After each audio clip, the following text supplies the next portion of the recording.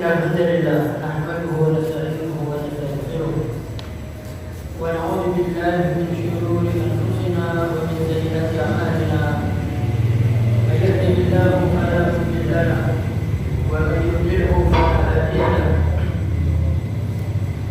Asyhadu an la ilaha illallah wahdahu la syarika lahu wa asyhadu anna Muhammadan 'abduhu wa rasuluh. Allahumma shalli 'ala Muhammadin وعلى آله وأصحابه ومن تبعهم بإحسان إلى يوم الدين. قال الله تعالى في كتابه الكريم: يا أيها الذين آمنوا اتقوا الله حق تقاته ولا تموتن إلا وأنتم مسلمون. يا أيها الناس اتقوا ربكم الذي خلقكم من نفس واحدة وخلق منها زوجها وبث منهما رجالا كثيرا ونساء واتقوا الله الذي تساءلون به والأرحام إن الله كان عليكم رقيبا. يا أيها الذين آمنوا اتقوا الله وقولوا قولا سديدا يصلح لكم أعمالكم ويغفر لكم ذنوبكم ومن يطع الله ورسوله فقد فاز فوزا عظيما. أما بعد فإن أصدق الحديث كتاب الله وخير الهدي هدي محمد صلى الله عليه وسلم وشر الأمور محدثاتها وكل محدثة بدعة وكل بدعة ضلالة وكل ضلالة في النار. Ma'asyiral muslimin rahimakumullah. Puja puji syukur kita ucapkan kepada Allah atas nikmat-nikmat yang Allah limpahkan kepada kita, nikmat iman, nikmat Islam, nikmat sehat. Dan kita mohon kepada Allah agar nikmat-nikmat ini senantiasa Allah limpahkan kepada kita. Dan kita mohon kepada Allah dengan nikmat ini kita digolongkan dalam golongan hamba-hamba Allah yang paling bersyukur atas nikmatnya. Dan kita mohon kepada Allah agar kita digolongkan dalam golongan hamba-hamba Allah yang bertakwa kepadanya. Kemudian salawat dan salam kita haturkan kepada Nabi besar Muhammad sallallahu alaihi wasallam yang mana dengan diutusnya beliau syariat Islam sempurna, dan kita mohon kepada Allah hidayah, kita mohon kepada Allah taufik agar Allah memudahkan kita dalam mengikuti sunnah-sunnah Nabi sallallahu alaihi wasallam, dan kita mohon kepada Allah agar Allah berikan keistiqomahan kepada kita dalam beragama ini, dalam menjalankan sunnah-sunnah Nabi ini sampai kita dimatikan, diwafatkan oleh Allah dalam keadaan Islam dan iman, dan kita dimatikan dalam keadaan husnul. Ma'asyiral muslimin rahimakumullah. Kita masih pada hadis yang pertama tentang masalah an-niyyah. Nabi menyebutkan innamal a'malu binniyat wa innamal likulli imri'in ma nawa. Hadis ini menyebutkan innamal a'malu binniyat, artinya sesungguhnya kebenaran amal itu, kesahihan amal itu tergantung daripada niat. Dan ini adalah neraca yang tidak nampak, atau neraca yang kalau kita katakan ibadah batinah yang tak nampak. Adapun hadis man 'amila 'amalan laisa 'alaihi amruna fa huwa raddun. Barang siapa yang mengerjakan satu pekerjaan atau beramal satu amalan yang mana tidak ada perintah dari kami atas amalan tersebut, fa huwa raddun, maka amalan tersebut tertolak. Di dalam hal ibadah yang disebutkan Wa hadza mizanul a'mal adh-dhahirah. Ini adalah neraca atau timbangan untuk amalan-amalan yang nampak. Salat itu perbuatan yang nampak. Harokatnya harus sesuai dengan apa yang diajarkan oleh Nabi. Nabi menyebutkan sallu kama ra'aitumuni usalli. Salatlah kalian sebagaimana kalian melihat aku salat. Kemudian ibadah-ibadah yang lain secara zahir, hajinya, puasa, al-imsak, yaitu menahan dari makan dan minum dan segala sesuatu yang membatalkan puasa, mulai terbitnya fajar sampai terbenamnya matahari. Maka bagaimana cara berpuasa kita harus sesuai dengan apa yang diajarkan oleh Nabi sallallahu alaihi wasallam. Kemudian ma'asyiral muslimin rahimakumullah, tentang amalan ini, tentang hadis ini Nabi memberikan contoh, yaitu faman kanat hijratuhu ila Allah wa rasulih. Jadi menyebutkan tentang niat. Innamal a'malu binniyat. Sesungguhnya benar atau sahihnya amal perbuatan itu tergantung dari niatnya. Walaupun amalannya benar, tapi niatnya tidak benar, maka bisa menjadikan amalan tersebut rusak. Maka orang yang agil, orang yang cerdas, itu setiap akan mengerjakan perbuatan maka dia akan dahulukan dengan niat. Orang mau sedekah ini niatnya kita sampaikan yang lalu 3 hal. Niat lillah, niat mengerjakan ini adalah ibadah. Yang ketiga adalah niat untuk melaksanakan ketaatan kepada Allah. Itu niat dalam segala ibadah. Kita mau wudu, kalau hanya wudu saja tanpa niat, maka nilainya tidak bernilai ibadah. Karena namanya wudu itu membasuh. Sama halnya orang mandi, hanya sebatas mandi saja ya selesai mandi. Tapi kalau dia niatkan mandinya, satu untuk membersihkan hadas atau menghilangkan hadas, kemudian niatnya adalah untuk beribadah kepada Allah, maka nilai mandinya itu bernilai ibadah. Kita makan, kalau kita tidak ada niat, maka dalam makan itu tidak memberikan arti apapun. Tapi tatkala kita mengerjakan atau kita makan dengan niat untuk menguatkan fisik ini supaya beribadah kepada Allah, maka makanan yang kita makan bernilai ibadah di sisi Allah Subhanahu wa ta'ala dan berpahala. Sudah makan nikmat, berpahala. Maka orang yang dikatakan al-agil itu kalau dia akan melakukan sesuatu, dia benahi niatnya. Pergi ke masjid, menuntut ilmu, maka didahulukan dengan niat talabul ilm. Tidak niat untuk bersombongan atau niat nanti saya setelah menuntut ilmu saya akan pamer, saya akan tunjukkan itu di sana ibadahnya salah, saya akan menyalahkan. Itu tidak begitu. Oh, di sana ada ustaz ini, saya akan tunjukkan kesalahan ustaz di hadapan orang banyak. Maka ini tidak dikatakan niat talabul ilm.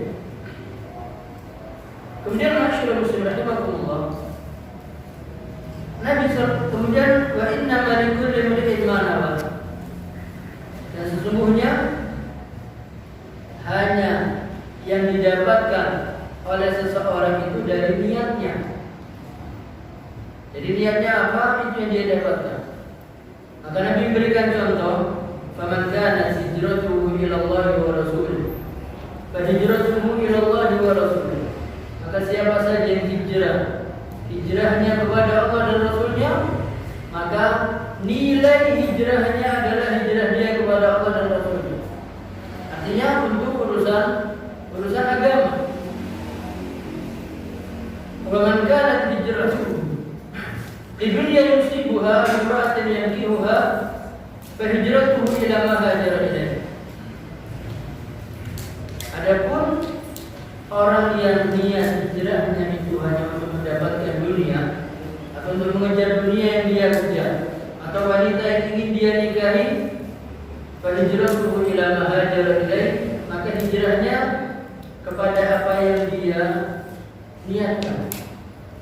Ma'asyiral muslimin, di awal niat untuk Allah dan Rasulnya, jawabannya maka hijrahnya untuk Allah dan Rasulnya. Tapi ketika yang kedua, untuk urusan dunia, untuk urusan wanita yang ingin dia nikahi, tidak diulang lagi dengan memperpanjang ucapan, terlalu bertele-tele. Karena apa? Karena nilai hijrahnya tidak ada artinya. Maka ini fungsi dari kalimat fahijratuhu ila ma hajara ilaih adalah menunjukkan begitu hina nilai hijrahnya. Jadi hijrahnya sama-sama hijrah tapi niatnya dunia dan wanita. Maka ini Nabi tidak menyebutkan fahijratuhu maka hijrahnya untuk wanita yang dia nikahi atau untuk dunia yang dia kejar. Tidak perlu. Nabi tidak perlu. Karena ini apa? Karena nilai hijrahnya tidak berarti. Ma'asyiral muslimin rahimakumullah. Al-hijrah, kita sering mendengar kalimat hijrah, berhijrah. Apa itu hijrah? Namanya hijrah itu adalah seseorang pindah dari negeri kafir ke negeri Islam. Hijrah dimulai oleh umat Islam di zaman Nabi. Yang pertama hijrah kemana? Dari Mekah ke Habasyah. Kemudian lagi dari Mekah ke Habasyah. Kemudian 13 tahun setelah itu ketika Nabi SAW beliau pindah ke Madinah, baru dilakukan hijrah ke Madinah untuk mendekatkan diri kepada Nabi dan mempelajari Islam. Dan setelah Mekah ditaklukkan, maka ada lagi hadis la hijrata ba'dal fathi. Sudah tidak ada lagi hijrah dari Mekah. Sudah tidak ada lagi tekanan-tekanan dari orang-orang musyrikin. Maka setelah itu tidak ada lagi hijrah dari Mekah. Dan dari Madinah mereka masuk lagi ke Mekah. Kemudian ma'asyiral muslimin rahimakumullah, al-hijrah yaitu ayat taqilal insan min daril kufr ila daril Islam, yaitu pindahnya seseorang dari negeri kafir ke negeri Islam. Di sini diberikan perumpamaan yaitu Amerika ini adalah negeri kafir. Kemudian orang ini masuk Islam, wala yatamakkan min izhari dini, tapi dia tidak sanggup untuk menunjukkan keislamannya. Maka hendaklah dia pindah meninggalkan negerinya ke negeri Islam. Ini yang dimaksud adalah hijrah. Idza hajara an-nas wa hum yakhtalifuna fi al-hijrah. Maka ketika orang itu hijrah, maka mereka berbeda-beda dalam hijrah mereka. Ada yang mereka hijrah ini memang meninggalkan negerinya untuk menuju Allah dan Rasulnya, yaitu pindah menuju kepada negara yang menjalankan syariat Islam, atau negara yang di sana menghidupkan syiar-syiar Islam itu bebas. Seperti halnya apa syiar Islam? Salat tarawih itu masuk syiar. Kemudian Idul Fitri itu masuk syiar. Idul Adha itu masuk Islam. Salat Id itu masuk syiar. Maka berpindah dari negeri kafir ke negeri yang di sana syiar-syiar Islam boleh dikerjakan. Kemudian ma'asyiral muslimin rahimakumullah,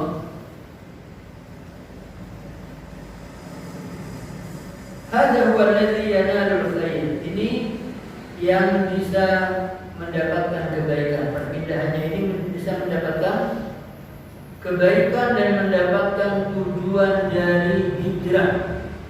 Maka hijrah ini dia betul-betul hijrahnya kepada Allah dan Rasulnya.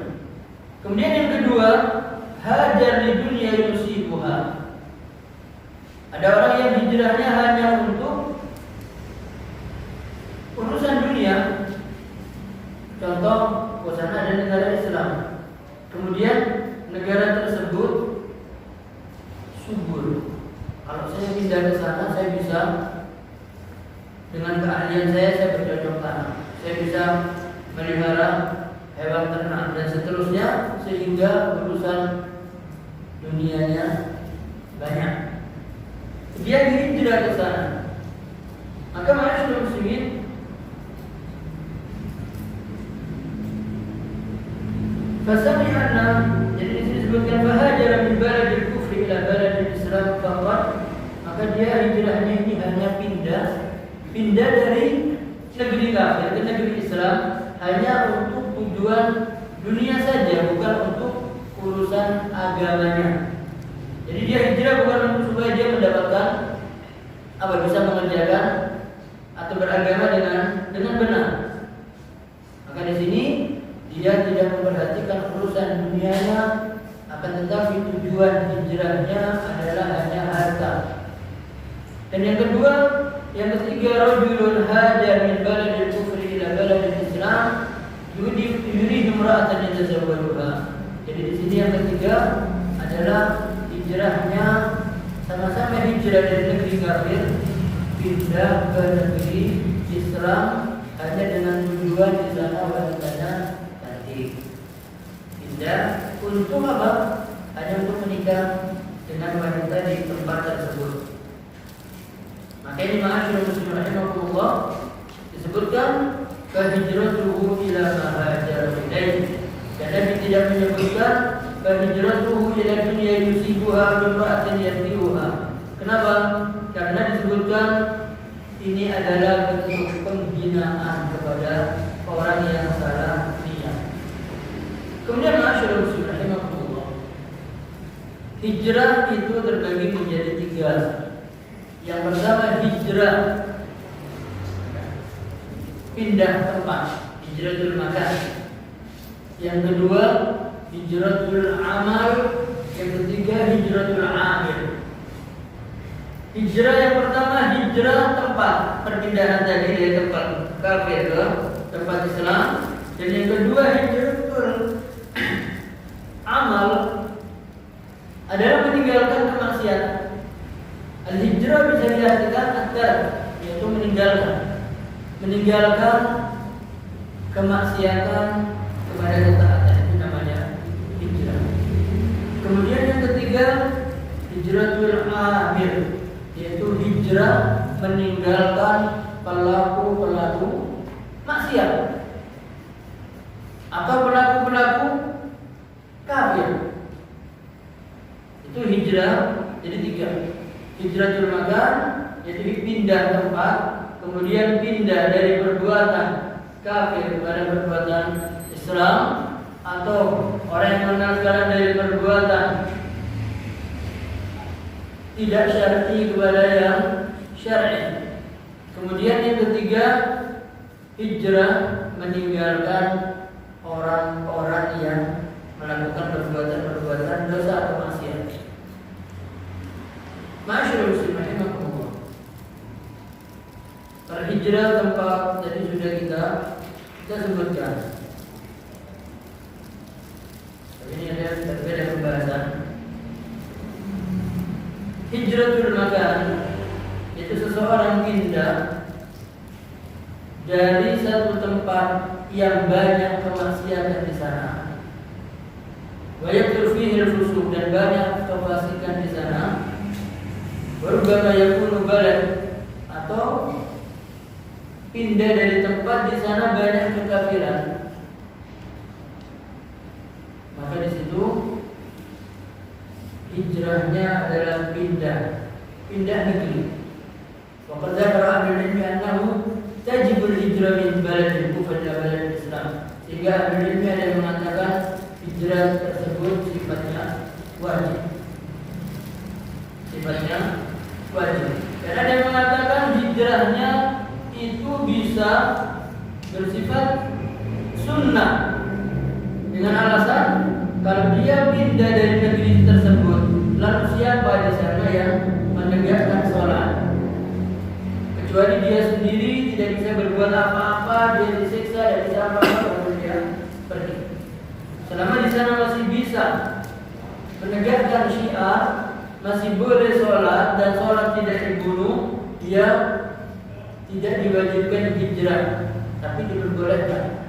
Yang tidak diwajibkan ini punya alasan bahwasanya di sana supaya ada ketaatan kepada Allah, supaya syiar Islam di sana dikenal, supaya orang tahu lagi oh Islam itu sholat.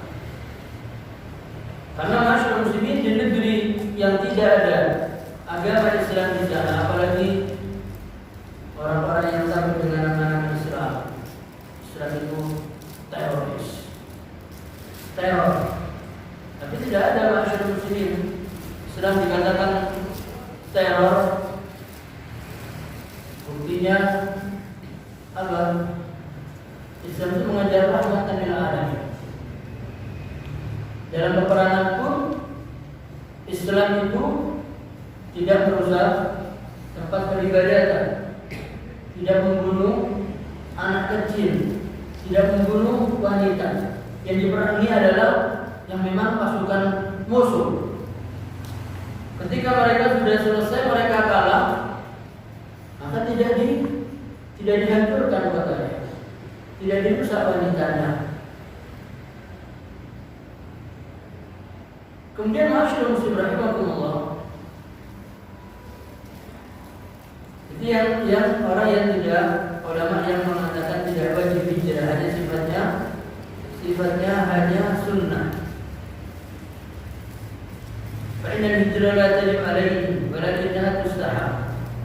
فبناء على ذلك يكون سفر, akan dengan berdasarkan pada yang di atas tadi, bahwasanya safar ke negeri kafir, safar hanya untuk rekreasi ke negeri kafir itu dosa, tidak diperbolehkan. Fa idza kana baladul kufr alladhi kana waqta al-insan idza lam yastati iqamat dinihi fihi wajaba alayhi mughadaratuhu wal hijrah. Jadi masyarakat muslimin, kalau memang orang ini mau dakwah di tempat tersebut, tempat negeri kafir, nanti kita ada syarat-syarat lagi untuk masuk ke negeri kafir. Kapan kita diperbolehkan? Karena harus terpaksa. Maka di sini dijelaskan lagi masyarakat muslimin, fakadzalika idza kana al-insan min ahli Islam. Jadi orang dari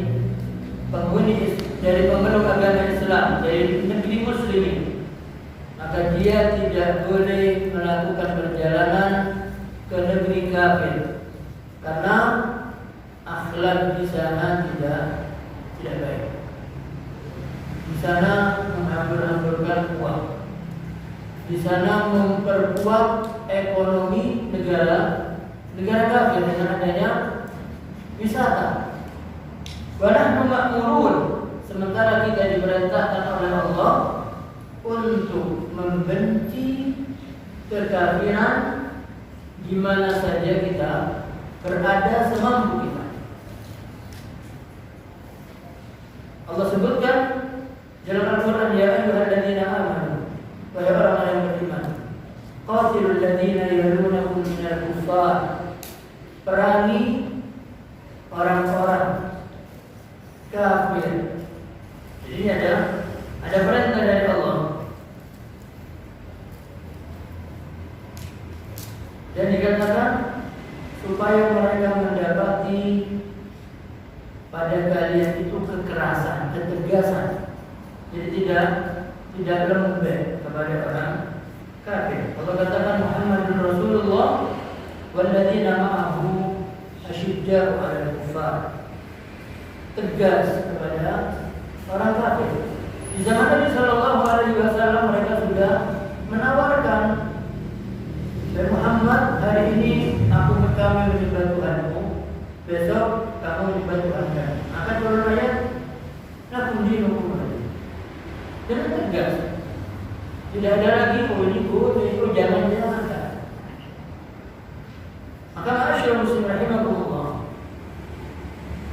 Fal kafir ayyan kana sawa'un kana minan nasara. Di sini orang kafir, baik dia dari Nasrani atau dia dari orang Yahudi atau dari orang-orang yang mengingkari Islam, baik dia menamakan diri sebagai Islam atau tidak menamakan dirinya dengan Islam, maka jelas al-kafir aduwwun lillah. Kafir itu musuh bagi Allah, musuh bagi kitab Allah, musuh bagi Rasulnya, bagi orang-orang mukmin seluruhnya. Ma'asyiral muslimin rahimakumullah. Karena mereka ini musuh, orang-orang kafir ini musuh. Maka di sini kita tidak diperbolehkan sahabat negeri kafir kecuali 3 syarat. Yang pertama adalah ayyakuna indahu ilmun yarfa bihi syubhat. Dia punya ilmu untuk menahan atau mencegah dari hal-hal yang syubhat. Orang-orang kafir ma'asyiral muslimin rahimakumullah, yang mereka inginkan kepada orang muslim adalah mereka memberikan syubhat-syubhat. Kalau memang riba itu dikatakan haram, maka mereka menggunakan cara yang lain supaya kita juga ikut mengatakan ini tidak apa-apa, ini bukan riba. Ini istilahnya diganti istilah, tapi sistemnya sama riba. Tidak zina kok, ini hanya berjalan berduaan saja, tapi bukan mahal.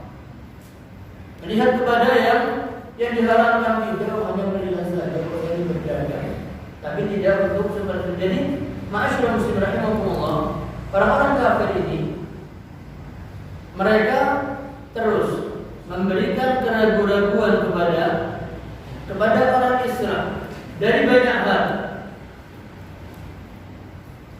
Dari pejuang-pejuang Islam, mereka ganti nama dengan nama mereka. Dokter-dokter, penemu-penemu keilmuan dari Islam juga. Mungkin tidak tahu, saya tidak tahu bagaimana. Kita melihat di ada kerajaan namanya mungkin Akbar. Mungkin di negeri India, Joda Akbar, Bu ya. Mungkin ibu sering lihat Joda Akbar. Siapa Joda Akbar? Siapa istrinya? Siapa iparnya? Itu adalah dari cerita penyelewengan cerita orang-orang Nasrani yang membuat orang Islam sendiri benci kepada pemeran Islamnya. Cerita-cerita yang aslinya seperti halnya cerita Turki itu penyelewengan. Ada Sulaiman Al-Kanuni. Kenapa dikatakan Sulaiman Al-Kanuni? Sulaiman Al-Kanuni itu adalah termasuk dari keturunan Muhammad Al-Fatih. Kemudian beliau dikatakan Kanuni karena memang ahli dalam membuat kolom undang-undang negara. Sampai ketika beliau pun wafat, itu fatwa-fatwa ulama itu diletakkan diletakkan di kuburan dia supaya dia tidak bertanggung jawab lagi kepada Allah terhadap fatwa-fatwa yang sudah keluar. Jadi betul-betul kemudian dirubah cerita supaya kita sendiri tidak mengerti siapa ini Muhammad Al-Fatih, siapa lagi Sulaiman Al-Qaduni. Kemudian film Turki yang lama itu, dan kita malah memuji-muji Jamal Atatürk, Mustafa Kemal Atatürk, dipuji-puji, dikatakan yang membuat perubahan di Turki. Seperti itu. Yang membuat perubahan di Turki siapa? Dikatakan Atatürk. Padahal bukan. Yang melarang azan adalah orang ini. Dan sampai ada dari Malaysia 2 orang dosen datang ke Turki pada waktu itu. Datang ke Turki dengan menggunakan pakaian kebesaran Islam. Kemudian didatangi oleh orang Turki pada waktu itu, kemudian menghina pakaian orang dokter, 2 orang dokter suami istri dari Malaysia. Karena dia orang cerdas, dia mengatakan, saya tahu kalau Anda ini adalah pengikut Atatürk. Aku datang ke sini ini membawa uang, dan aku ke sini bukan naik kuda, punya pesawat, menunjukkan kekayaannya, dipamerkan. Sementara aku menggunakan pakaian ini adalah kebesaran Islam. Dan waktu itu ada diganti dengan bahasa Turki. Dan yang kita besar-besarkan malah siapa ya? Mustafa Kemal Atatürk. Jadi dibuat rancu, masyaallah muslimin. Maka orang-orang kufar, mereka yufsirun ala muslimin asyak. Mereka cukup memasukkan keraguan-keraguan aja kepada orang muslim dengan film-filmnya. Takdir memang kejam. Ini kan merusak keyakinan. Padahal iman kepada Allah, beriman di antaranya antumina bil qadari khairi wa syarri. Beriman kepada ketentuan Allah yang baik, keputusan Allah yang baik ataupun yang buruk. Jadi ma'asyiral muslimin rahimakumullah, mereka ini hanya memasukkan keraguan-keraguan kepada orang muslim. Cerita tentang sahabat-sahabat, seperti kita sampaikan yang lalu, di antara musibah fitnah terbesar, musibah terbesar bagi umat ini adalah meninggalnya Nabi sallallahu alaihi wasallam. Dan pada waktu itu Madinah gelap di mata sahabat karena Nabi tidak ada, wahyu tidak turun. Kemudian ada di antara orang Arab mereka yang murtad lagi, sehingga mereka mengatakan sahabat setelah Nabi wafat banyak yang murtad.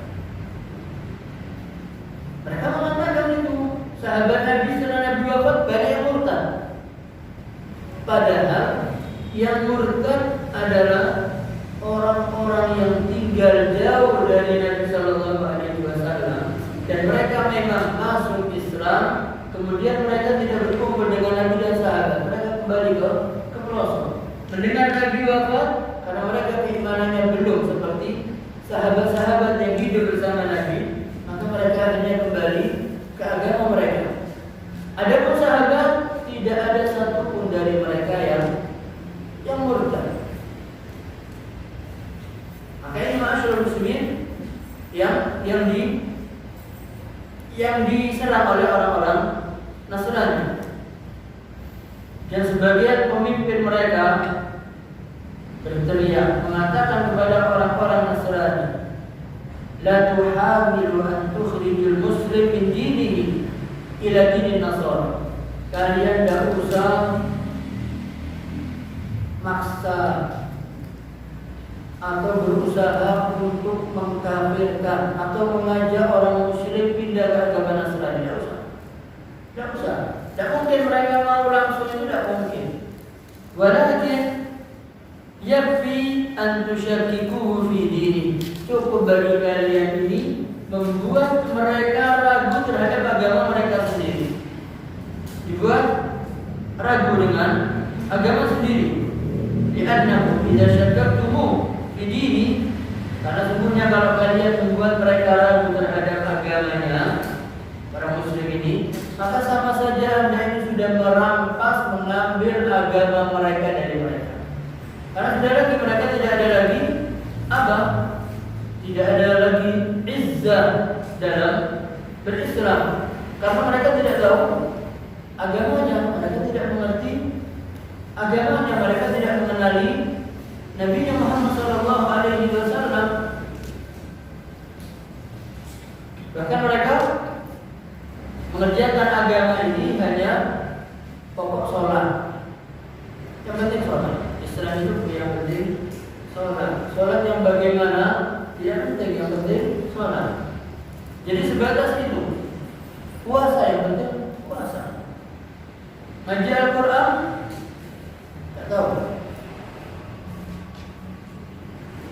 Dari 1.000 orang baca Al-Quran yang rutin membaca dalam satu hari, membuka Al-Quran minimal 1 juz, orang bisa dihitung berapa orang.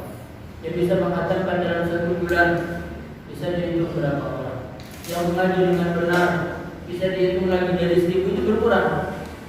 Dari 1.000 orang berkurangnya banyak, sampai yang mengerti tajwidnya berkurang lagi, yang mengerti artinya semakin berkurang lagi dari 1.000. Itu baru diambil dari 1.000. Maka keimanan kepada Allah diganggu dengan cara apa? Kalau ada kesulitan dalam berdagang, datang ke tempat ini, dikenalkan kepada dukun. Sulit untuk bekerja, perekonomian sulit, ditawari apa? Pinjaman berbunga ringan, riba lagi jadi. Dia akan ke sana. Orang Islamnya dibiarkan sholat, tapi yang lain-lain dibuat ragu, dibuat rusak supaya apa? Supaya mereka sudah tidak bisa lagi memperjuangkan agamanya, tidak lagi memperjuangkan nabinya ketika nabinya dihina, tidak lagi punya kekuatan ketika saudaranya muslim disakiti. Karena yang tertanam dari musuh-musuh Islam ini yang penting apa? Yang penting anak istri senang di dunia. Yang penting anak istri senang. Tapi yang aneh, kita pernah mendengar pimpinan pondok Gontor itu mengatakan kalau hidup Anda ini hanya untuk mencari perkara yang menyenangkan anak istri Anda tanpa ada perjuangan, apa bedanya Anda dengan binatang? Apa bedanya Anda dengan binatang? Binatang itu fokus kepada keluarganya, ayam itu makan, dapat makan, panggil anak-anaknya. Seperti itu, ada musuh yang menyerang, dia akan mempertahankan anak-anaknya, membahagiakan anaknya, hanya sebatas itu saja. Tapi perjuangannya dipertanyakan. Maka kalau hidup hanya untuk urusi anak istri saja, maka dikatakan oleh beliau sama halnya kita dengan hewan ternak. Lalu bagaimana? Lalu yang ada bagi orang muslim adalah perjuangan, dakwah. Tidak bisa berdakwah, apa yang bisa membuat dakwah ini berjalan? Ada orang sakit, apa yang bisa kita perbuat? Kita mengeluarkan harta kita untuk membantu mereka. Tapi kalau sudah hanya fokus kepada membahagiakan anak istri, tidak tersentuh dengan yang lain, tetangganya sakit, ya sudah, bukan urusan saya. Nanti kan ada Pak RT yang urus. Yang mungkin begitu.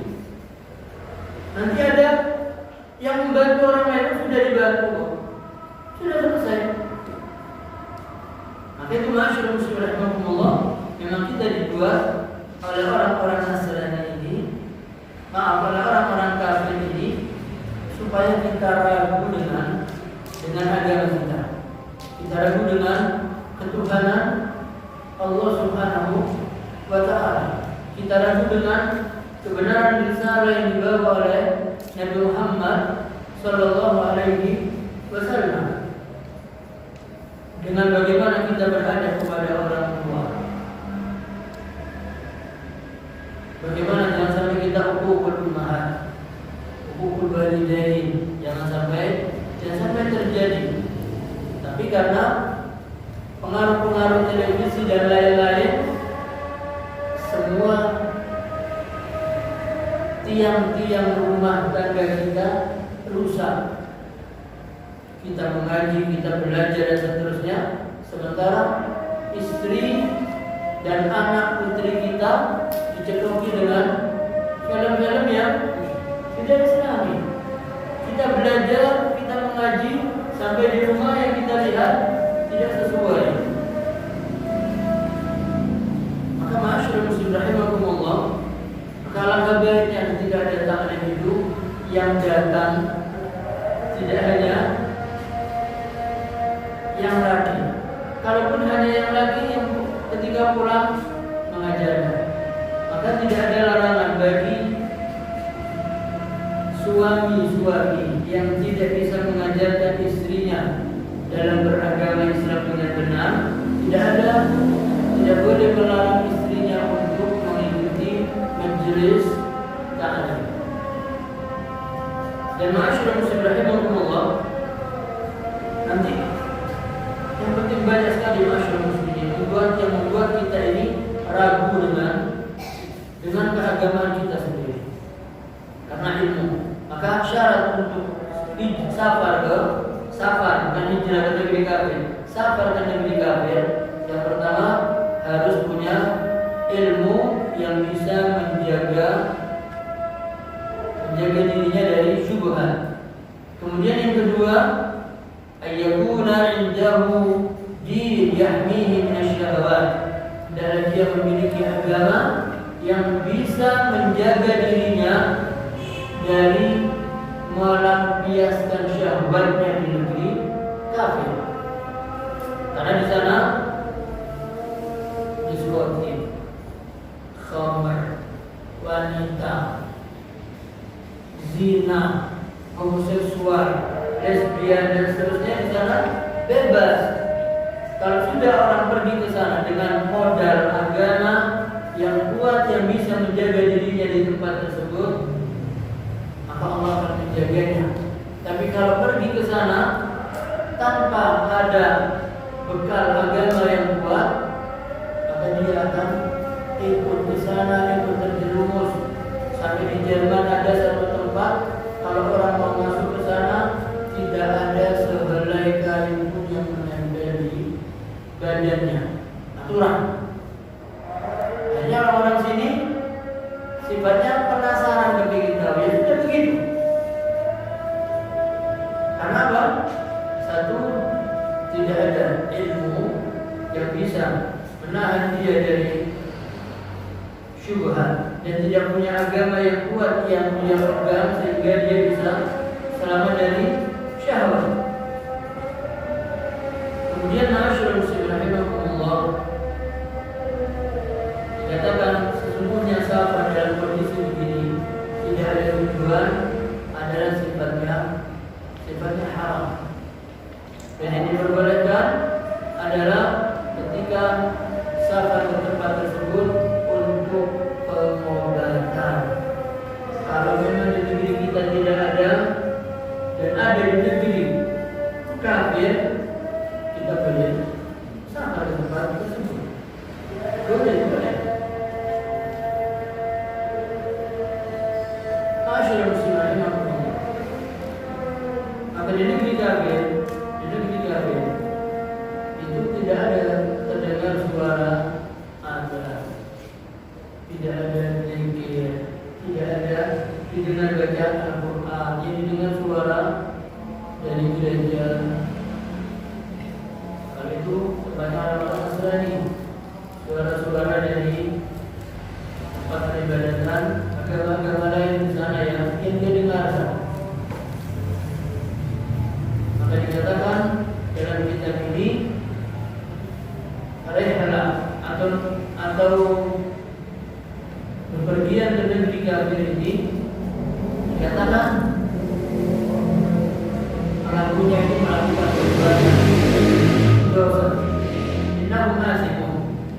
Dan setiap harta rupiah yang dia keluarkan itu adalah termasuk menghambur-hamburkan uang dan akan dihisab di hadapan Allah pada hari kiamat. Itu yang disebutkan. Kemudian masyaallah muslim rahimakumullah, karena mereka menghabiskan waktunya kemudian merusak harta mereka dan merusak akhlak mereka semua, maka yang diherankan adalah kenapa mereka pergi ke negeri kafir. Padahal di negerinya sendiri ada tempat yang bagus, apalagi kita di negara Indonesia ini pemandangan apa yang kita ada? Alamnya alam apa? Kita kedatangan tamu Saudi, kita kedatangan tamu dari Yaman.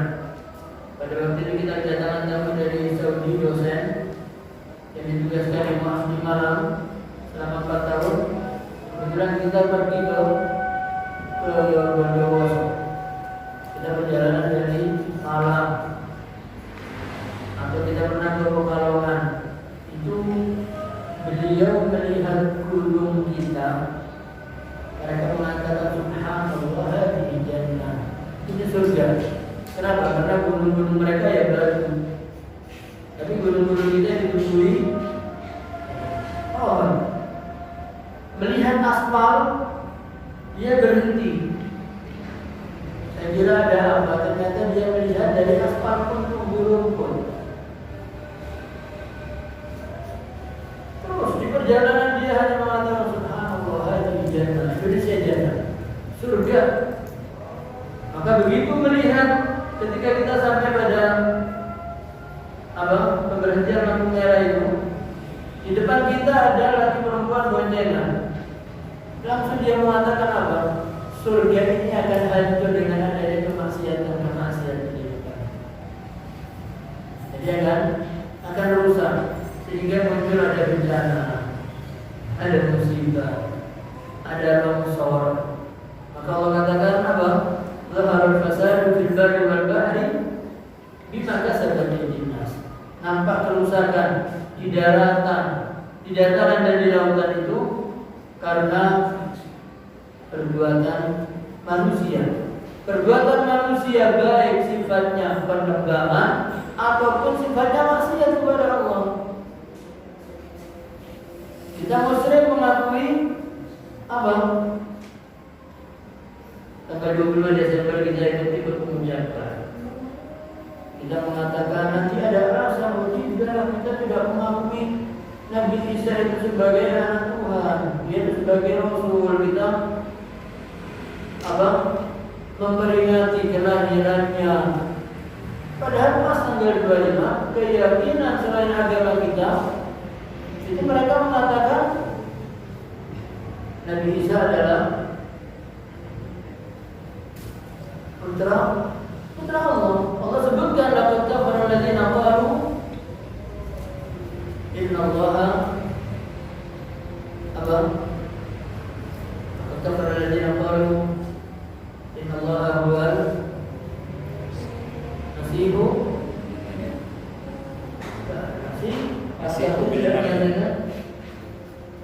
Masih bin Maryam. Laqad kafara alladziina qalu innallaha thalithu tsalatsa. Sungguh telah kafir orang yang mengatakan, yang punya pendapat keyakinan Trinitas dikatakan oleh Allah, mereka mengatakan sudah selesai. Pemahamannya mereka dikatakan dalam Islam kafir. Mereka mengatakan Isa putra Allah. Maka Allah mengatakan takadu samawati yatafattarna minhu wa tanshaqqu al-ardu wa takhirru al-jibalu hadda, hampir-hampir langit ya itu berjatuhan, gunung-gunungnya hancur. Terus apa lagi? Akan disamakan buminya terbelah, gunungnya hancur karena apa? Andau lirrahmani walada, karena mereka mengatakan bahwasanya Allah yang Maha Rahman itu punya anak. Mereka mengatakan Allah punya anak. Maka yang terjadi, apa yang terjadi? Buminya, gunungnya, semuanya bergetar dan banyak terjadi di penutupan tahun. Kejadian musibah bencana itu yang terbesar terjadi pada penutupan tahun, yang mereka melakukan kemaksiatan dan tutup tahun pun mereka melakukan kemaksiatan lagi, menyalakan trompet, menyalakan api, kemudian mereka keliling, laki perempuan tidak tahu seperti apa, sampai malam. Paginya juga akhirnya tidak sholat, bahkan mau melihat kembang api berangkat mulai sebelum maghrib supaya mendapatkan tempat di depan. Dia bawa anak istrinya. Sholatnya tidak tahu. Sholatnya maghrib isya tidak tahu. Karena apa? Ingin melihat keramaian, tidak sempat sholat maghrib isya. Ini muslim. Kemudian mengikuti acara sorak-sorak memperingati pergantian tahun.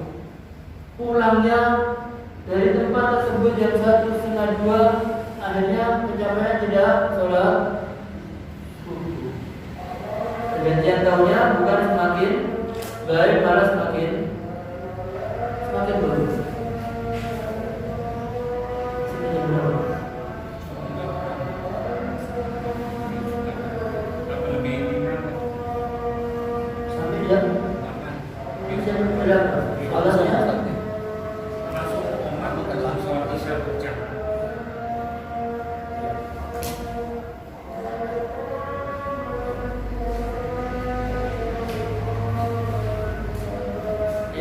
Kemudian masyarakat muslim rahimahullah,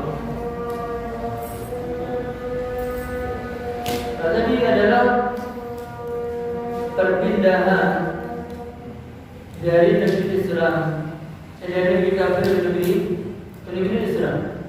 Dan masyarakat muslim rahimahullah, Allah Subhanahu wa taala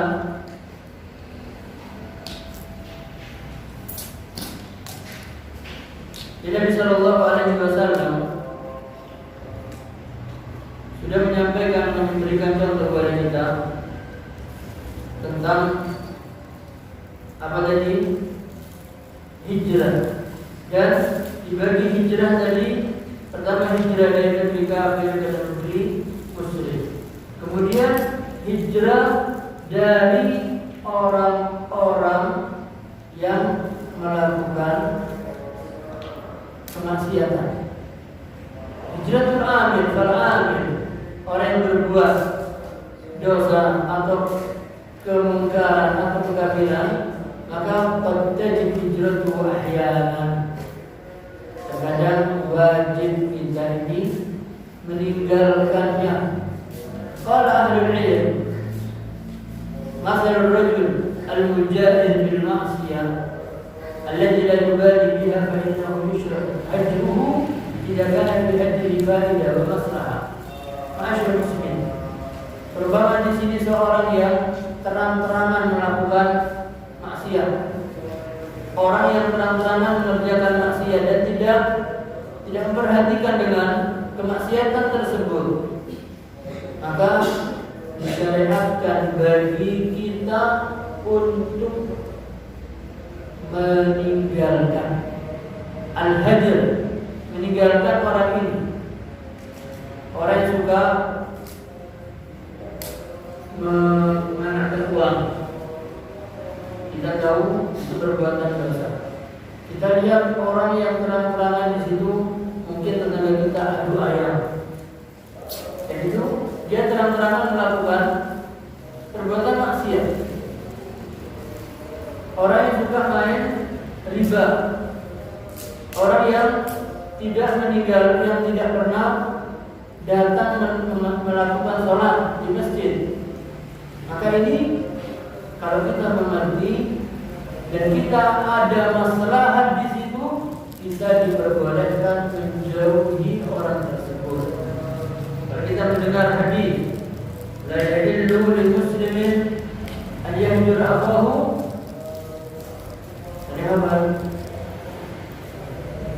la yahillu lil muslimin an yahjura akhahu fawqa salat. Tidak dihalalkan bagi seorang muslim untuk meninggalkan, tidak bertegur sapa dengan saudaranya lebih dari 3 hari.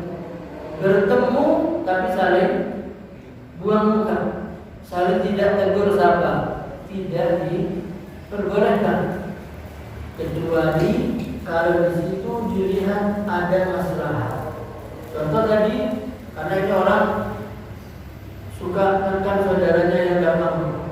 Kita tahu perbuatannya, kita boleh tidak menegur dia, bahkan kita tidak mengucap salah kepadanya, kita harus berbaik. Karena dia terang-terangan bermaksiat. Kalau kita mengharapkan ada faedah, ada maslahat dari yang kita lakukan, karena orang kalau kita perlakukan tidak seperti biasa kita ramah, kita punya ustaz biasa sering menyapa kita, tiba-tiba tidak menyapa seperti biasanya, maka kita akan melihat, saya salah apa? Sampai orang ini mau meninggalkan kemaksiatan. Orang berdagang ini orang yang dikenal curang. Kita tahu ternyata orang ini curang. Kalau dia berdagang suka kurangi timbangan. Kita sering bermain ke sana. Kita suka ramah-ramah. Kita undang dia ke tempat kita makan, atau kita ke tempat dia kita makan. Karena kita tahu sekali waktu kita datang pun ke rumahnya, kita wali makan, minum, kita pulang. Nah, dia akan bertanya kenapa berubah. Maka kita boleh menghajar. Hajar itu meninggalkan dia. Tidak kita sapa, walaupun kita bertemu kita tidak usah mengucapkan salam. Kalau kita punya keyakinan di situ ada masalah, bisa mengubah orang ini. Dibatasi oleh Nabi 3 hari. 3 hari. Jadi kalau urusan seperti itu diperbolehkan. Bahkan lebih dari 3 hari. Di dalam kitab ini nanti ada pembahasan yang agak-agak serasi itu. Ini disebutkan kalau masih bisa, kira-kira ditambah lagi, boleh sampai 5 hari, 6 hari, 7 hari. Kalau diharapkan bisa merubah kondisi orang tersebut, bisa membawa maslahat supaya orang ini berubah. Jadi kita boleh melakukan hajar, yaitu meninggalkan dia. Tapi kalau kita tidak bisa, susah. Kita tidak bisa berubah dengan jalan itu, ada harusnya kita lakukan.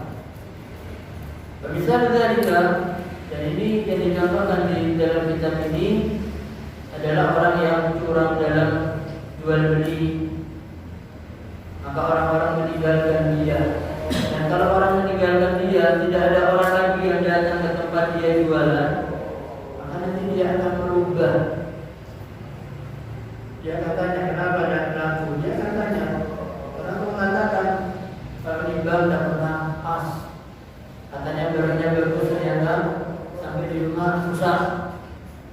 Itu boleh dilakukan supaya orang ini kembali lagi dan menyesal dengan perbuatannya. Di sini disebutkan boleh tidak mengucap salam kepadanya, tidak mengajak dia bicara boleh. Fa idza arafa hadza fajilan min nafsihi wa ada ila sawabi wa Orang yang ditinggalkan, maka dia akan malu dan dia akan kembali lagi untuk melakukan perbuatan baik. Amma idza kana al-hajru la yufid wa la yanfa wa huwa min ajli ma'siyatin la min ajli kufr, li'anna al-kafir al-murtad yuhjar ala kulli hal.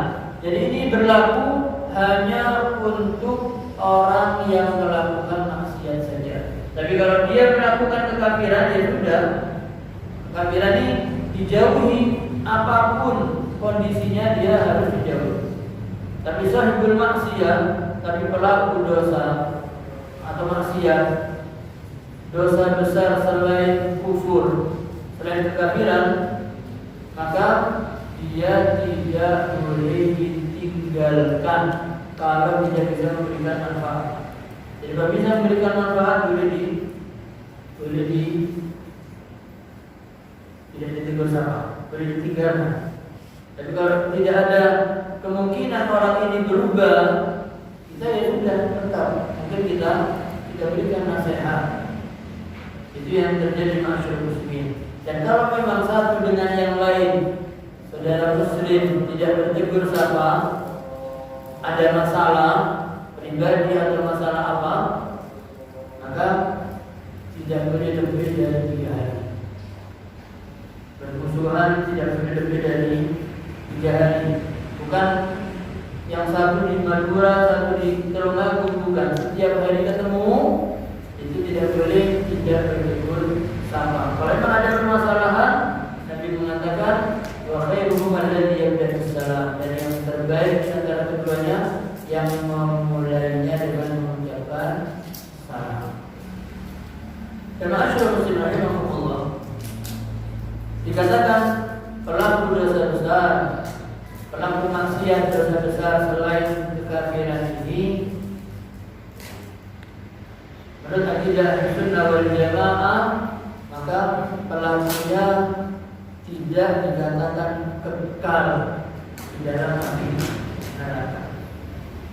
Kalau Khawarij itu punya keyakinan bahwasanya pelaku maksiat dosa besar dikatakan dia kafir, kemudian kekal di dalam api neraka. Itu menurut Al-Khawarij, pemahamannya seperti itu.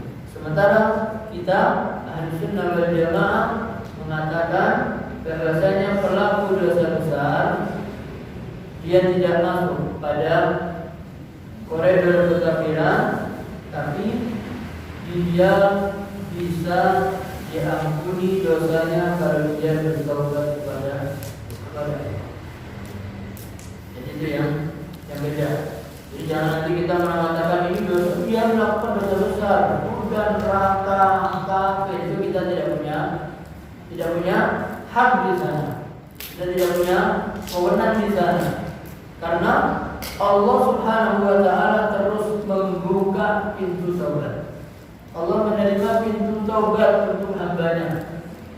Maka Nabi ditanya, ya Rasulullah, semua dosa Allah ampuni? Allah katakan, Nabi katakan semua dosa.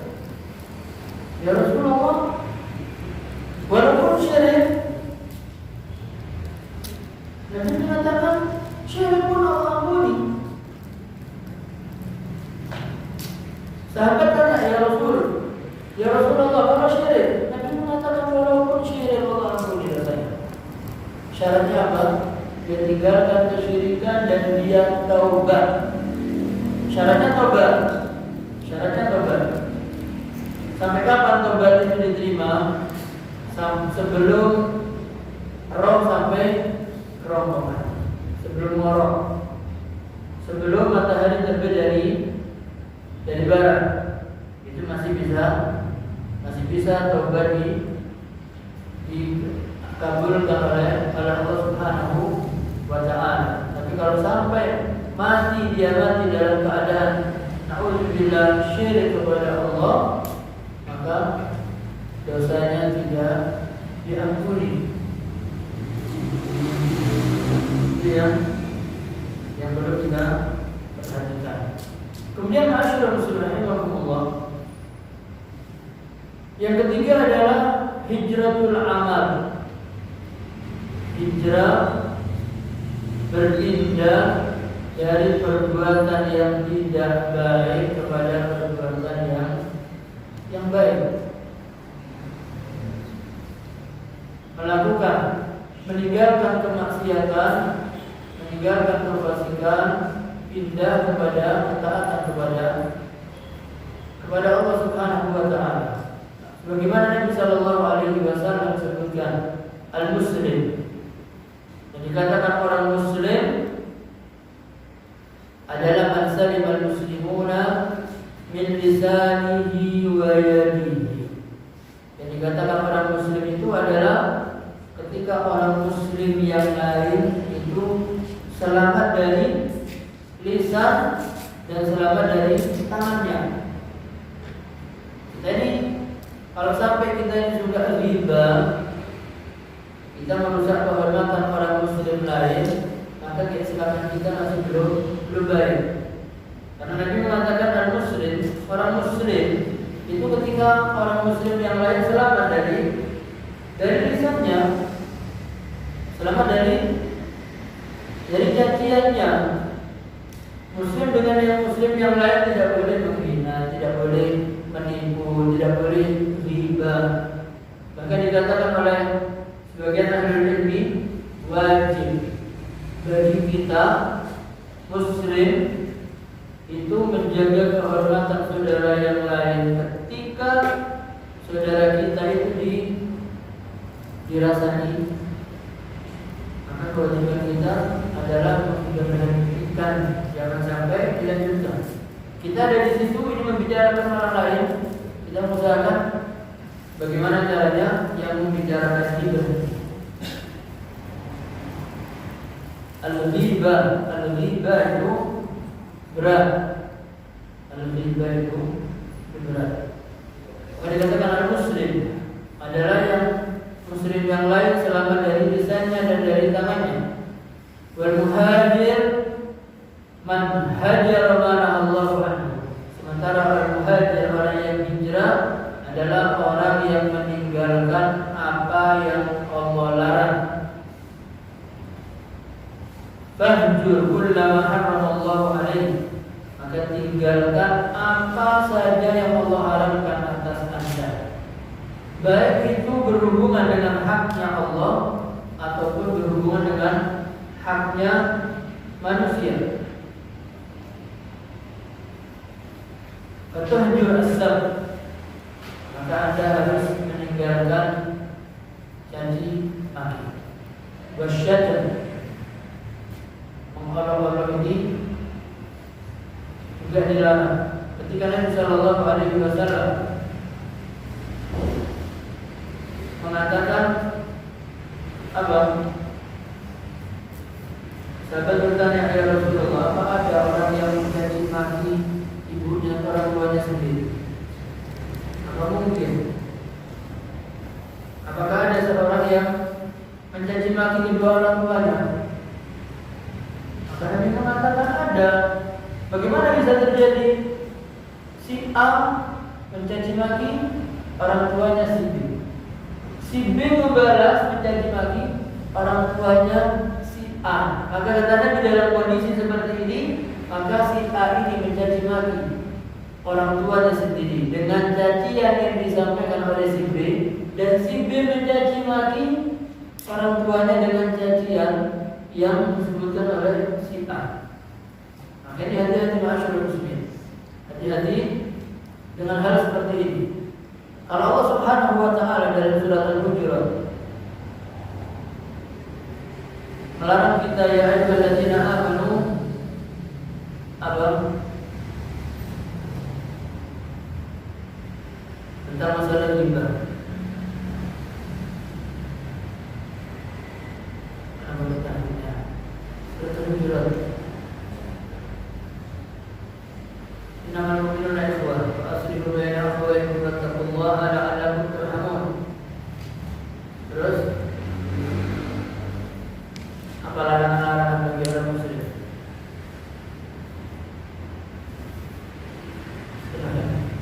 Yang hafal.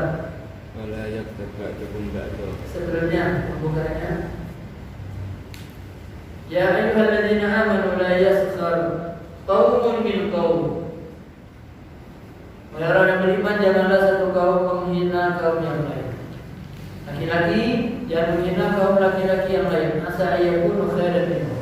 Bisa jadi yang diolok-olok itu lebih baik daripada yang mengolok-olok. Wala nisa'un min nisa'. Dan janganlah wanita-wanita itu mengolok-olok wanita yang lain. Asa ayyakunna khairan minhun. Bisa jadi yang diolok-olok lebih baik daripada yang mengolok-olok. Wala talbisu anfusakum. Jangan kalian mengumpat. Wala tanabazu bil alqab. Jangan kalian memberikan julukan yang tidak baik. Namanya alim, kira ada rasa kasih julukan yang tidak baik. Kemudian apa lagi?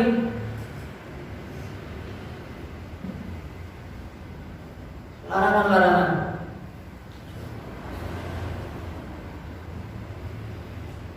Dalam Hujurat,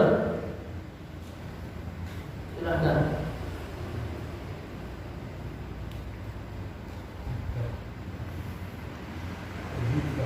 Iya, apa ayatnya? Ya ayyuhalladzina amanu ijtanibu katsiran minadh-dhann. Wahai orang-orang beriman, ijtanibu, jauhi oleh kalian katsiran minadh-dhann, kebanyakan dari prasangka. Inna ba'dadh-dhanni itsmun, karena sesungguhnya sebagian dari prasangka itu dosa. Kalau kita sudah prasangka kepada seseorang, itu kan dilarang. Maka kalau kita sudah berprasangka, kelanjutannya apa? Inna ba'dadh-dhanni itsmun wa la tajassasu. Jangan cari-cari kesalahan orang lain. Kita ini melihat proses, maaf ibu-ibu, proses untuk berita-berita tentang artis.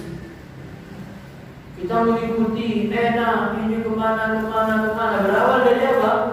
Prasangka wartawan. Kita penikmat. Prasangkanya dari wartawan tentang si A, si B. Itu juga. Setelah prasangka dilarang, lanjut kepada proses yang kedua. Wala tajassasu, jangan mencari-cari. Mereka buntuti artis kemana, apa yang dilakukan. Kita juga buntuti si A, apa yang dia kerjakan, kemana dia pergi, kok bisa begini, bagaimana. Kita buntuti, dilarang. Jangan cari-cari kesalahan. Wala tajassasu. Kalau sudah ketemu yang muncul, larangan yang kedua akan dilanggar. Wala yaghtab ba'dukum ba'dha. Jangan ghibah.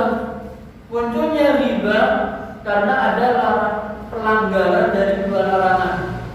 Prasangka, setelah prasangka yang dilarang, cari-cari kesalahan. Kalau sudah ketemu kesalahannya, kekurangannya, aibnya, baru dibuka. Baru muncul ghibah. Ghibah itu apa? Zikruka akhaka, engkau menyebutkan tentang saudaramu apa yang tidak dia suka. Bagaimana kalau memang benar? Kalau memang benar, kau telah berbuat dosa. Kalau kamu tidak benar, kamu telah apa? Kalau kamu benar yang kamu sampaikan, kamu telah ghibah. Kalau kamu tidak benar dengan apa yang kamu sampaikan, kamu telah berbuat perbuatan dosa besar. Jadi serba tidak enak. Wala yaghtab ba'dukum ba'dha. Kata Allah, ayyuhibbu ahadukum ayyakula lahma akhihi maitan fakarihtumuh. Apakah mau salah seorang di antara kalian memakan bangkai saudara kalian sendiri? Apa mungkin? Pasti kalian jijik, pasti kalian tidak mau. Maka ayat ini turun berkenaan dengan ketika Nabi Shallallahu Alaihi Wasallam didatangi oleh seorang laki-laki bernama Ma'iz. Dalam tafsir disebutkan namanya Ma'iz. Ma'is ini datang kepada Nabi Sallallahu Alaihi Wasallam, ya Rasulullah, wahai Rasulullah, aku telah binasa, hancur saya ya Rasulullah. Kata Nabi, ada apa? Ya Rasulullah, aku sudah berbuat zina. Ya Rasulullah, aku telah berbuat zina. Apa langsung dirajam oleh Nabi? Apa langsung dihukum? Tidak, Nabi berpaling. Karena ini konsekuensinya besar. Kemudian Ma'is ini pergi lagi kepada Nabi, ya Rasulullah, zina itu, aku telah berbuat zina ya Rasulullah. Nabi tidak menjawab lagi, Nabi berpaling. Sampai ketiga kali Nabi mengatakan, wahai sahabat, coba lihat apa ada pengaruh alkohol orang ini. Satu orang datang kepada Ma'is dan mencium aroma dari mulutnya, tidak tercium dari pengaruh alkohol. Kemudian tanya lagi, apakah dia ada gangguan? Kata sahabat, tidak. Nabi bertanya kepada Ma'is, kau tahu apa itu? Zina. Maka Ma'is mengatakan, iya ya Rasulullah. Zina itu seorang laki-laki mendatangi wanita yang tidak halal baginya, seperti dia mendatangi wanita yang halal baginya. Ditanya lagi oleh Nabi, apakah engkau benar-benar melakukan perbuatan zina? Karena zina itu Ma'asyiral muslimin, Nabi menyebutkan setiap orang itu melakukan zina setiap hari. Zinanya mata itu nazar, ya. Kemudian zinanya telinga itu mendengar. Zinanya mulut itu apa? Berbicara. Wa nafsu tashtahi wa tamanna. Dan hawa nafsu itu terus mengharapkan, menginginkan apa yang belum dia punya. Kemudian Nabi menyebutkan yang dimaksud dengan zina yang hakiki adalah al-farj, yaitu di pada kemaluan, kamar mata. Maka Nabi bertanya, apakah engkau berbuat dengan kiasan yang disebutkan oleh Nabi seperti timba yang masuk ke dalam sumur? Itu kiasan untuk mengucapkan perzinahan yang hakiki. Maka Ma'is mengatakan dia.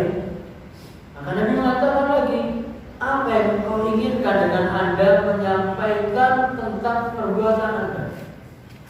Maka Ma'is mengatakan, ya Rasulullah, aku hanya menginginkan membersihkan diriku dari perbuatan ini.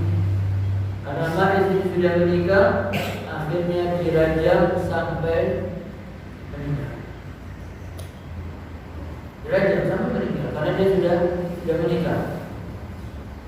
Sampai akhirnya ketika dimakamkan, ada dua orang laki-laki yang mengatakan, kenapa Ma'is? Dosanya dia tidak ada yang tahu, hanya dia dengan Allah, dengan yang wanita itu. Coba dia diam, kan dia selamat. Karena dia membuka di hadapan Nabi, hanya dia dirajam, dilempari seperti anjing sampai mati. Nabi membiarkan dua orang ini.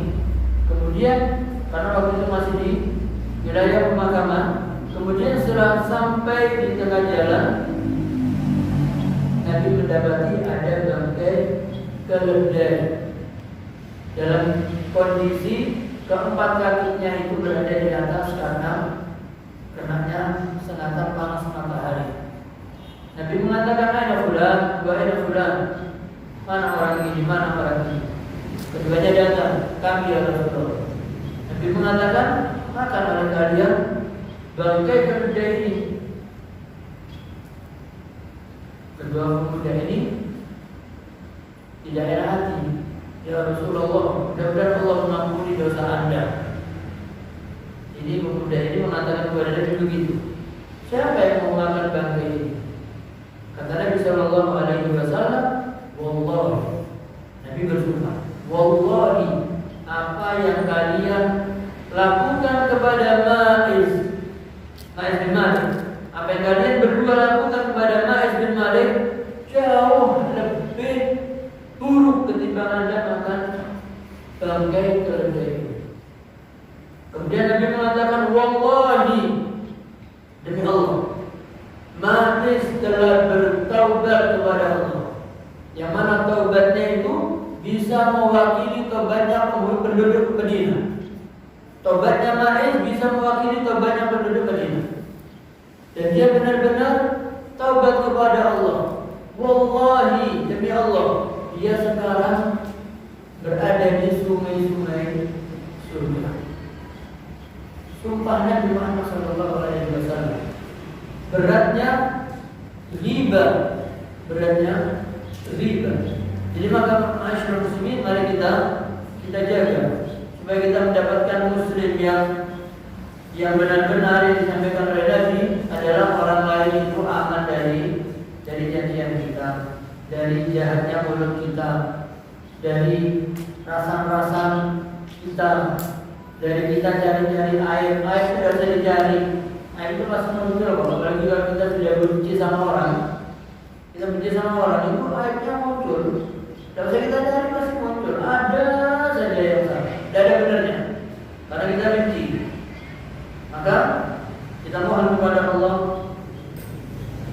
agar Allah Subhanahu wa Ta'ala membimbing kita, memberikan hidayahnya kepada kita, dan kita mohon kepada Allah agar kita dimudahkan dalam mengerjakan apa yang Allah perintahkan kepada kita. Mudah-mudahan kita dimudahkan oleh Allah untuk meninggalkan apa yang Allah larang untuk kita kerjakan. Allahumma shalli ala Muhammad wa ala ali Muhammad kama shallaita ala Ibrahim wa ala ali Ibrahim fil alamin innaka Hamidum Majid. Alhamdulillahirabbil alamin. Alhamdulillahirabbil alamin. Ya Rabbana lakal hamdu wa lakal syukru kama yanbaghi li jalali wajhikal karim wa 'azimi sultanik. Allahumma ja'al jam'ana hadha jam'an marhuma wa tafarraqana min ba'dihi tafarruqan ma'suma. Allahumma la tada' lana fi maqamina hadha dhanban illa ghafarta wa la hamman illa farajta wa la 'aiban illa satarta wa la maridan illa shafaita wa la aqiman illa razaqta wa la dhalan illa hadaita wa la su'alan illa a'taita wa la daynan illa qadaita wa la hajatan min hawaiji dunya wal akhirah illa qadaitaha wa yassartaha bi rahmatika ya arhamar rahimin. Allahumma inna na'udzubika min an nusyrika bika syai'an na'lam wa nastaghfiruka lima la na'lam. Allahumma inna nas'aluka al-jannah. Allahumma inna nas'aluka al-jannah wa ma qarraba ilayha min qawlin wa 'amal wa na'udzu bika minan nar wa na'udzu bika minan nar wa na'udzu bika minan nar wa ma qarraba ilayha min qawlin wa 'amal. Allahumma barik lana fi Rajab wa Sya'ban. Allahumma barik lana fi Rajab wa Sya'ban. Allahumma barik lana fi Rajab wa Sya'ban wa ballighna Ramadan. Rabbana zalamna anfusana wa in lam taghfir lana wa tarhamna lanakunanna minal khasirin. Rabbana atina fid dunya hasanah wa fil akhirati hasanah wa qina adzaban nar. Wa sallallahu ala sayyidina Muhammadin wa ala alihi wa sahbihi wa sallam. Wa akhiru da'wana alhamdulillahi rabbil alamin. Insyaallah hari ini kita masuk pada bulan Sya'ban tanggal 1. Karena Rajab tanggal 1. Karena kemarin tidak nampak di hari Selasa, Rabunya tidak nampak, maka Rabu tidak 1 Rajab untuk negara kita, karena rupiah tidak nampak. Sementara di Saudi hari ini hari yang kedua bulan Rajab. Jadi nanti kita masih melihat lagi Sya'ban, dan mudah-mudahan Ramadan ini kita bisa mengerjakan puasa bersamaan dan berlebaran bersamaan. Mudah-mudahan Allah buka masjid-masjid kita untuk bulan Ramadan ini dan tidak menjadikan penghalang kita untuk mengerjakan sholat tarawih dan juga sholat Id. Mudah-mudahan syiar Islam pada tahun ini benar-benar muncul kembali. Wabillahi taufiq wal hidayah.